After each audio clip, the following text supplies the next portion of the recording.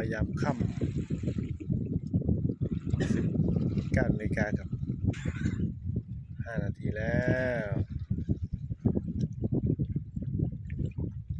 บรรยากาศยามค่ำลมทะเลพัดแผ่วๆ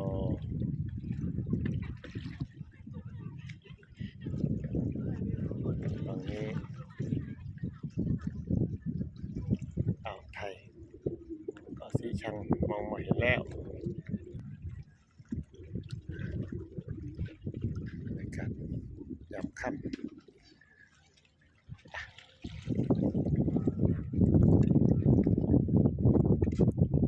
บ้านลาวกับพัทยาปู่กับหลานอยู่เกาะลอยศรีราชา